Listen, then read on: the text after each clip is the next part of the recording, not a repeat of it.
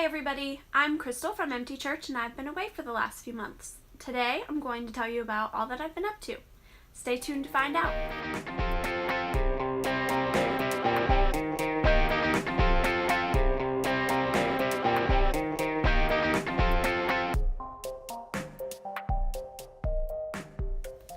So I spent August through December living at the Smithsonian-Conservation Biology Institute. They are part of the National Zoo and they offer graduate and undergraduate courses.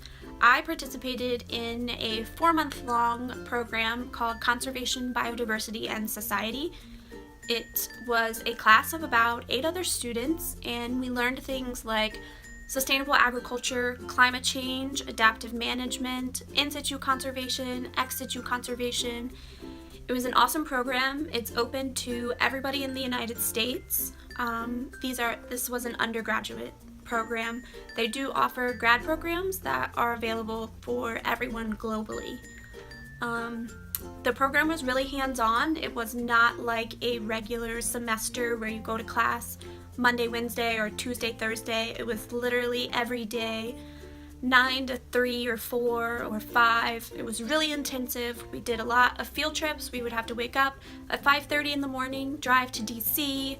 We visited the WWF in DC. We visited the National Zoo to learn about ex situ conservation, the role of zoos in conservation. We also visited the Smithsonian Environmental Research Center in Maryland, where we just learned about the things that they're up to. We visited the National Parks Conservation Association, where we learned about climate change and how they are reacting to climate change, how national parks are specifically dealing with climate change themselves. Specifically on the East Coast, national parks are trying to deal with air quality, whereas when we visited the WWF, which is the World Wildlife Fund, they are actually more focused on learning how to adapt to climate change instead of focusing on how to fix climate change.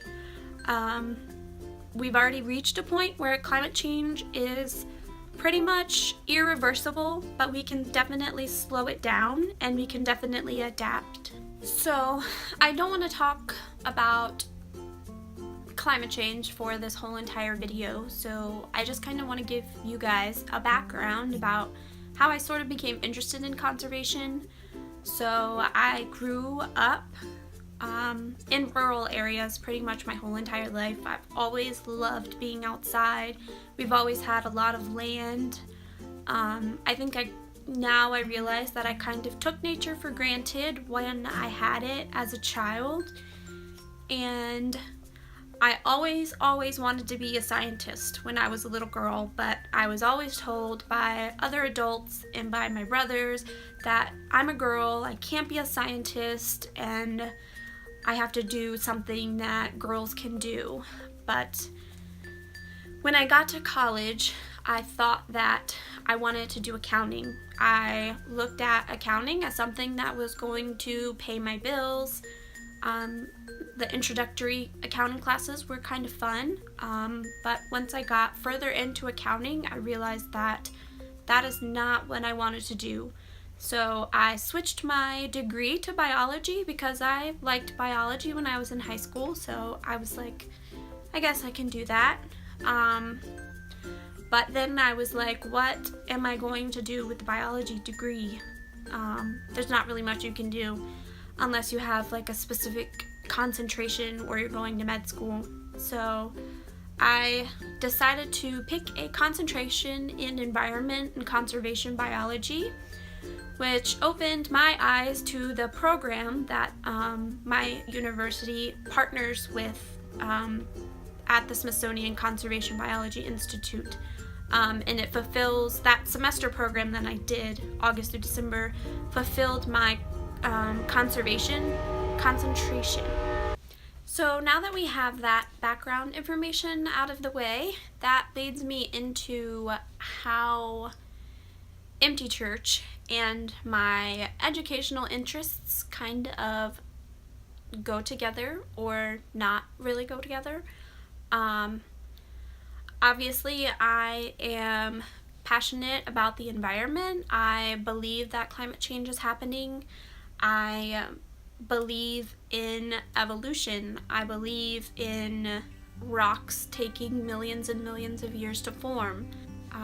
Even though apparently the Earth is only a couple thousand years old, but rocks are millions of years old. Like, how does that happen? That leads me to not believe in some of the things that the Bible says. I